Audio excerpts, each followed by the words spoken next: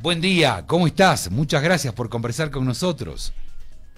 Muchas gracias por la invitación. Yo soy el agradecido, muchas bendiciones y realmente no va a dar mucho de qué hablar en estos días los resultados electorales, pero yo antes en esta introducción no solamente es el resultado electoral, es lo que se viene después de los resultados electorales, los que pueden o no generar algún nivel de conflictividad en nuestro país. Exactamente, Paul.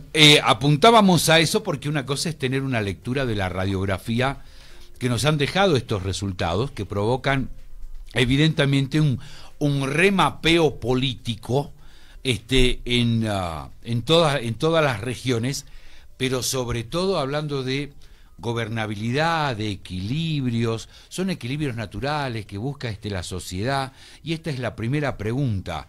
El 55% conseguido por el movimiento al socialismo a nivel nacional, con la elección del presidente Arce, provocó esta búsqueda de equilibrio en las subnacionales con alcaldías y gobernaciones, o es que de pronto hubo malas actitudes, malas lecturas, malas campañas, exceso de confianza en todos lados, donde, ojo, Álvaro García Linera ayer declaró que dijo, antes tener el apoyo del MAS significaba victoria, ahora evidentemente no es lo que no pasó.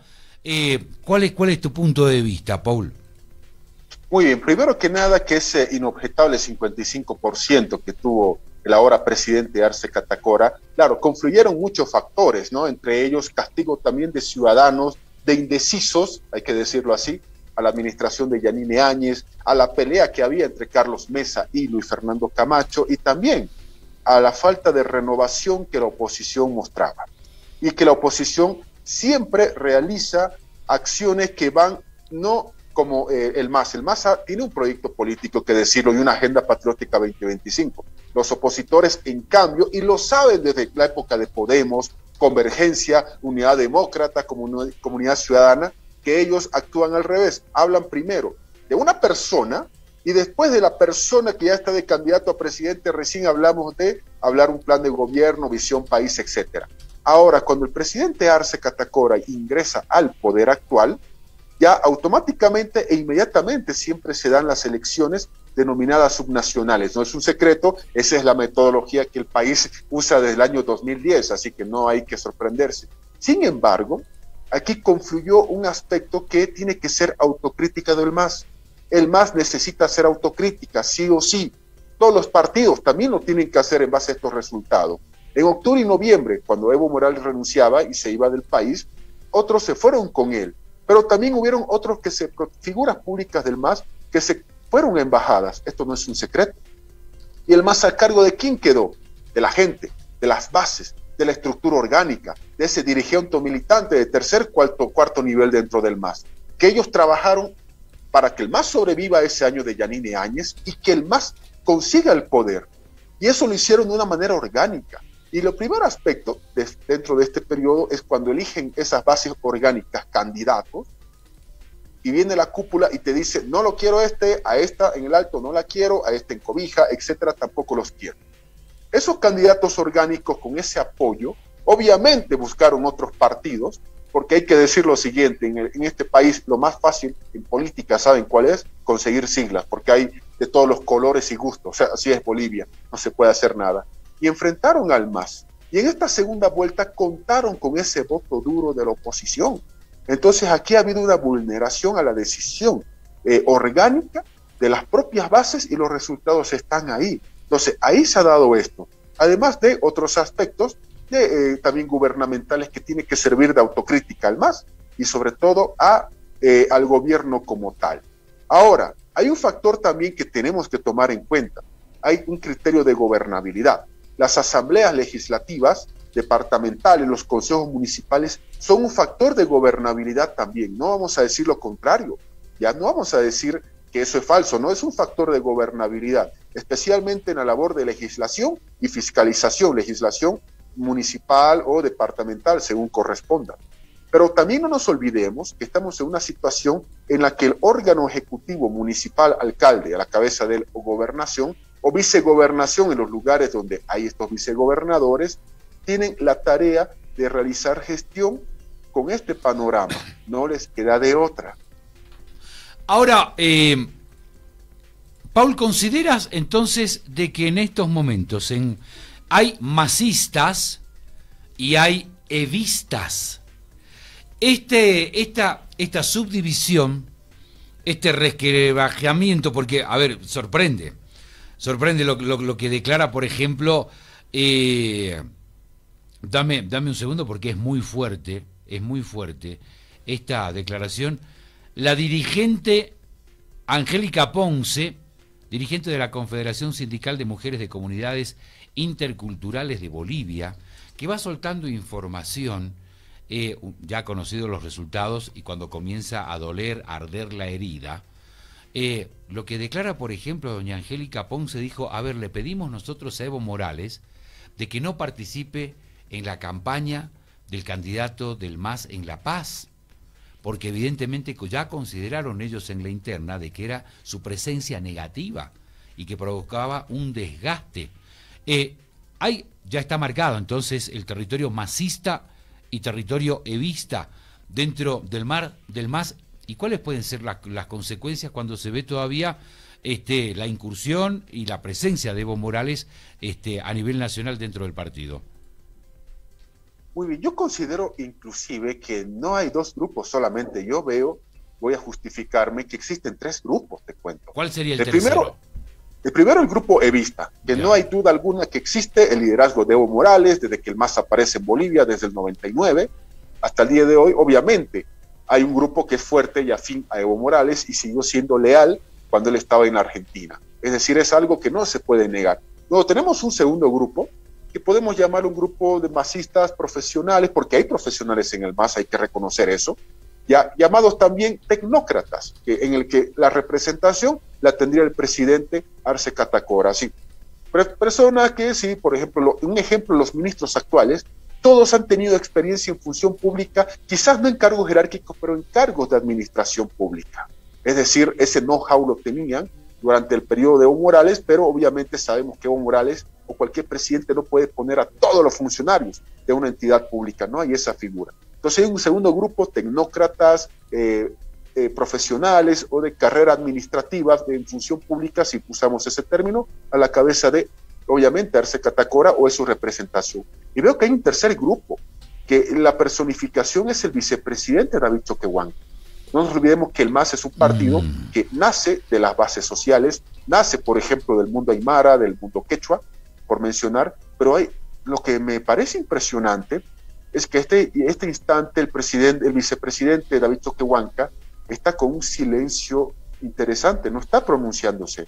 Y él también es la personificación de un tercer grupo que es prácticamente el grupo que actualmente tiene la línea del origen con el cual el MAS nace a la vida política nacional. Ahora, Paul, perdón la interrupción, pero quiero ponerle también ahí un paréntesis. Evidentemente, es por denominarlo de alguna manera, el brazo original, el grupo que defiende el génesis del movimiento al socialismo con la cosmovisión andina o la cosmovisión indígena, la recuperación de los valores del indigenismo en nuestro país. Pero tiene presencia política, porque una cosa es ideológicamente aferrarte y abrazarte a tus convicciones, pero otra cosa es el ejercer efectivamente ese poder a partir de esa visión. ¿Lo está haciendo Choquehuanca como para el vicepresidente, como para sí marcarlo como tercer grupo? Es un tercer grupo, efectivamente, pero ahora la pregunta concreta: no está ejerciendo ese poder. Cuando nosotros hablamos de la gestión de Evo Morales y García Linera se trazaron muy bien cuál era el lugar de uno y el lugar de otro. Y el de García Linera no era solamente la vicepresidencia. Es más, inclusive se hablaba de un grupo linerista, inclusive. En este instante, ese grupo que en este instante tiene, perdón por la repetición, pero tiene esa vicepresidencia, en este instante Choquehuanca no está haciendo ese rol que en su momento hizo Álvaro García Linera, ese ejercicio del poder. Yo lo veo al vicepresidente David Choquehuanca prácticamente bastante apagado, se ve ese tipo de malestar. Inclusive habrá que ver dentro del análisis, y esto vamos a hacerlo cuando esté el 100% consolidado en La Paz, ese grupo de David Choquehuanca, ¿dónde está? ¿Qué hizo en esta elección subnacional? Porque yo revisaba anoche los resultados no oficiales de La Paz, obviamente porque no hay el 100%. Por ejemplo, provincia Omasullo, puede usted, amigo que nos sigue, revisarlo, no estoy mintiendo. Omasuyos, Jayaya tuvo 80% de los votos en la provincia Omasuyos, donde uno dice, pero el grupo de Choquehuanca siempre ha tenido fuerza, especialmente en estas provincias. ¿Dónde está ese grupo? No creemos que sea un 20% de los que votaron por Franklin Flores, y me baso en los resultados que todavía no son al 100%. Entonces uno dice, a ver, ¿qué está sucediendo con el grupo Choquehuanca de indígena que busca el tema del MAS desde el principio? Ahora hay una parte de la pregunta tuya que es muy buena. ¿Qué puede suceder? Dos aspectos van a suceder. El primero, el MAS va a realizar su Congreso Nacional. Lo hacen siempre después de estas elecciones. Ese Congreso determina quién es la directiva nacional y sobre todo quién es el líder nacional del partido. Antes el MAS, Evo Morales no tenía rivales. Y los posibles rivales se quedaban afuera mucho antes. Román Loaiza, Alejo Vélez, Filemón Escobar o el propio Lino Vilca. Ahora, ¿habrá candidatos internos del MAS que digan yo voy a ser jefe o jefa del MAS? Y el segundo aspecto, no es el menos importante por si acaso, pero hablo en función del tiempo. De aquí en menos de 4 años, sí, en menos de 4 años, mi estimado y amigos que nos siguen, vamos a ir otra vez a las urnas. Ya en menos de 4 años, sí, señores. ¿Quién va a ser el candidato a presidente del MAS? Arce Catacora está habilitado plenamente para ocupar esa candidatura. David Choquehuanca también está habilitado plenamente. Pero también tenemos un Evo Morales que muchos de sus miembros ya hablan y piensan de un proyecto Evo 2025. Entonces, un partido no puede tener 3 candidatos presidenciales por lógica simple. ¿Quién va a ser? ¿Qué va a suceder? Esta respuesta la tendremos en cierta medida en función del Congreso del MAS que vaya a realizarse después, obviamente, de que ya pase todo este escenario de consolidación subnacional. Paul, ¿cómo nosotros que en este caso en ATV Radio tenemos un alcance nacional, más de una docena de emisoras distribuidas en diferentes partes del país y lógicamente una en cada uno de los departamentos, nos percatamos de que también la oposición ha hecho muy poco para ganar alcaldías, salvo en La Paz, que hemos visto una inversión y un movimiento importante por parte del alcalde Arias, del alcalde electo Arias. Ha habido un movimiento interesante con un cruce muy mediático, con pocas presentación de propuestas en Santa Cruz entre Johnny Fernández, el ganador, y Gary Áñez, por ejemplo. Pero en el resto del país, sobre todo hablando de gobernaciones, en alcaldías los temas estuvieron muy peleados, desde nuestro punto de vista, pero a nivel de gobernaciones, se la dejaron servida en bandeja. La oposición, con muy poco, termina haciéndose de porcentajes duros importantes para, y sobre todo en estas segundas vueltas, por ejemplo. Exactamente, lo que pasa es lo siguiente, la oposición desde el año 2005, oposición al MAS hasta el día de hoy, incluyendo el año de Yanine Áñez, por si acaso, no sabe jugar el partido de fútbol llamado cancha nacional, no sabe. O sea, no le entiende la cancha nacional todavía. Es más, como candidatos a presidentes en Bolivia tenemos personas, o como políticos nacionales y referentes de la oposición, personas que desde los 1980 vienen haciendo política. O sea, uno dice, qué bárbaro, efectivamente, qué bárbaro. Pero, sin embargo, sí está demostrado que la oposición al MAS sabe jugar de 2 maneras. La primera, oposición como tal, a nivel territorial, en este tipo de elecciones autonómicas, porque es el juego que no depende del ámbito nacional, por supuesto. En La Paz no se elige al gobernador de Santa Cruz, para empezar y ejemplificar. Entonces conocen el escenario nacional y apelan inclusive hasta a ese voto territorial y a ese voto inclusive sentimental. Y el segundo aspecto, que en estas elecciones se ha visto de una manera muy marcada a diferencia de otras, porque disidentes del MAS siempre los ha habido. Se ha visto de que con mayor fuerza los disidentes están consiguiendo resultados electorales a costillas del propio MAS. Ahora, esto es un llamado de atención para el MAS y una autocrítica. Ahora, la duda es, obviamente, si nosotros vemos que Damián Condori, vemos Unzueta en el Beni, Hayaya en el departamento de La Paz, o Richter en el departamento de Pando, van a ser opositores como tal. La respuesta inicial es, no son opositores como tal, son disidentes del MAS. Pero pueden ser opositores, por si acaso, y esto que quede bien establecido aquí este día y esta hora, ellos pueden ser opositores al MAS, incluyendo Evacopa u otras autoridades, en la medida en cómo es el tratamiento que el gobierno nacional les da a ellos, en la medida de cómo los asambleístas departamentales o concejales municipales del MAS les da el trato a esas autoridades.